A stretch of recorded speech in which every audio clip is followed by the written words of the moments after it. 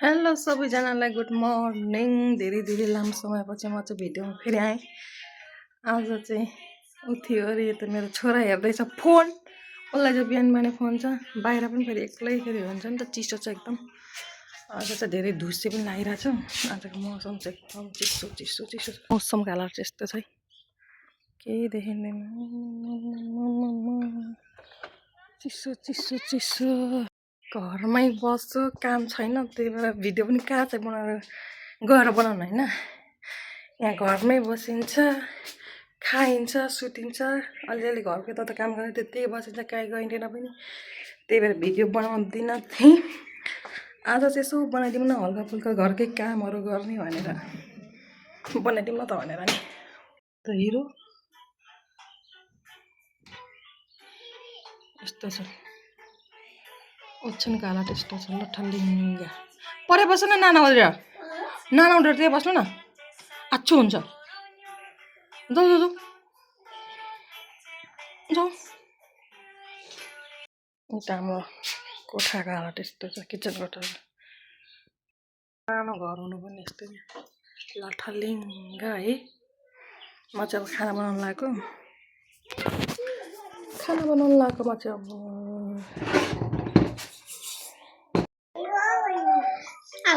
साथी आएको छ प्रिन्सले फेरि कुट्टे गर्छ।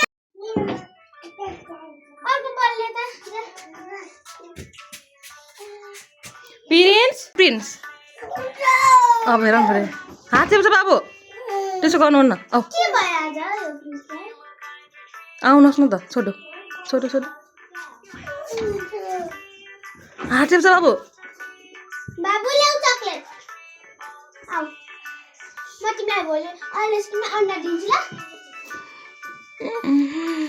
छुच्चो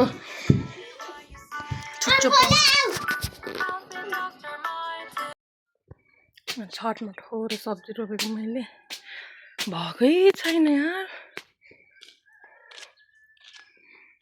मेरो सब्जी चाहिँ कस्तो छ भने, साग रोपेको यहाँ खासै राम्रो भएको छैन। अनि यता धनियाँ लसुन, यहाँ टमाटरको बिउ उम्रिँदैछ।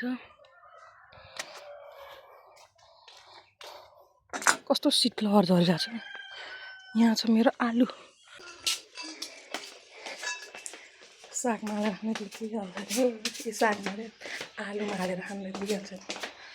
खाना पाक्दैछ मेरो। मैले चाहिँ यहाँको चाहिँ भिडियो बनाएर मैले फेसबुकतिर लगाइरहेको थिएँ, फेसबुक टिकटकमा लगाइरहेको थिएँ। यहाँभित्र माउसुली बस्छ क्या, हेर्नु है, माउसुली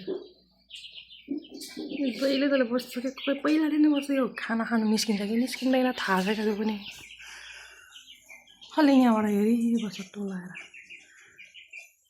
यहाँ के आउँछ, के खानु निस्किँदैन निस्किँदैन यो।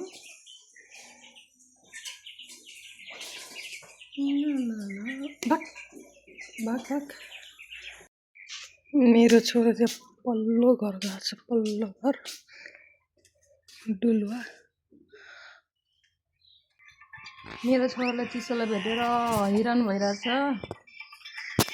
पन्जा लगाइदिएको मेरो छोरालाई, देखाऊ त पन्जा।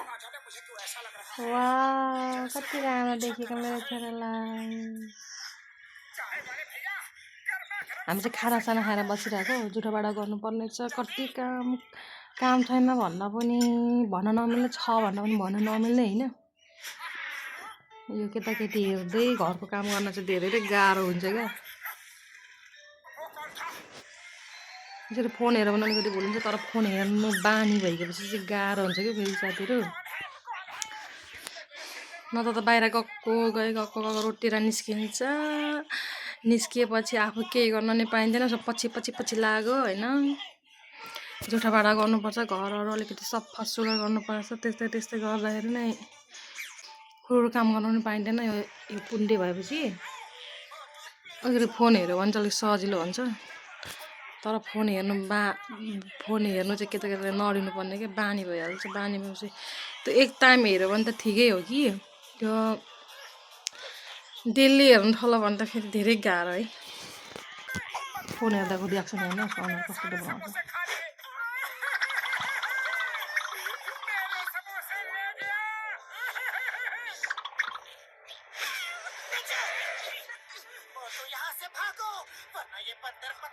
एक बेला हाँस्छ पनि मलाई हाँस्नु कसो हाँस्छ भने हाँस्नु कसो हाँस्छ हेर्छ त म चाहिँ अब जुठोपाडा गर्नु जानु पऱ्यो जुठोपाडा गर्नुपर्ने लुगाहरू तन्नै छ लुगा पनि धुनु पर्ने लुगा धुनु चाहिँ खुच्चेकै धेरै हुन्छ होइन मेरो भन्दा पनि हामी घरमा चाहिँ 2 जना मात्रै बस्छौँ नि त यति धेरै छ लुगा धुनुपर्छ नि यो बेबीको धुलो मैलामा खेल्छ माटो खेलाउँछ माटो खेलाएपछि लुगा त एकैछिनमा बिग्रिने हो बिग्रेपछि त मेरो काम बढ्ने हो नि होइन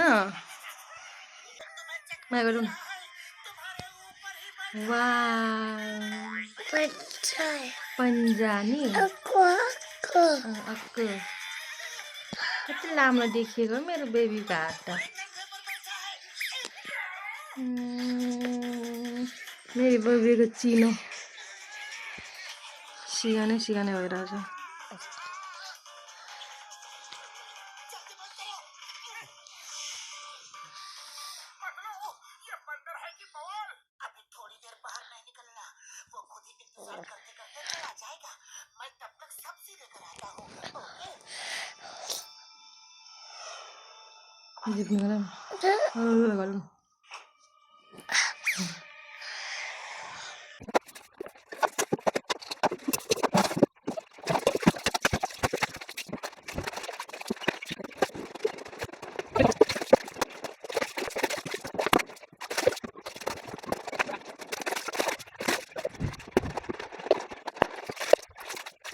बल्ल काम सकेर आएर एकछिन आराम गर्नु पर्यो भनेको मलाई दिक्क लगाउँछ यसरी हेर सुत्ने अरे अब चिसोले भेट्नुको कारण चाहिँ नि राति लुगा छोडेर ओर्नु छोडेर ऊ पर गएर सरेर सुत्छ क्या कस्तो मजा घाम लाग्यो घाम लागेर कस्तो दामी देखियो अघि चाहिँ कस्तो ढुसी लागिरहेको थियो अहिले चाहिँ घाम लाग्यो खुल्ला मौसम तोरीबारी पहेँलो देखिन्छ त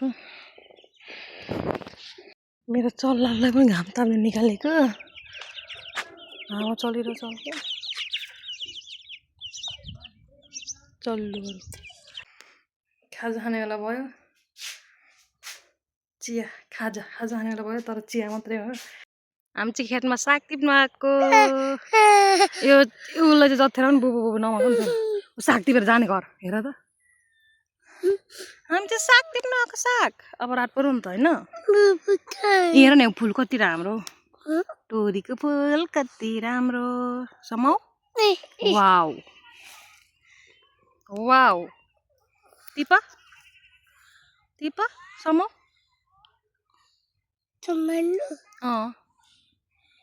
समाउ समाउनु मैले चाहिँ यहाँ हाम्रो साग पनि यस्तो दामी छ नि फेरि साग यही हो हाम्रो साग पिरेन्सले साग टेक्यो हो साग टेक्यो सागको मुठा हामी 2 जना यतिले पुगिहाल्छ नि आलुसँग मिसाएर खानुपर्छ कस्तो दामी हुन्छ नि ब्रेड सम्म यो बोक्नु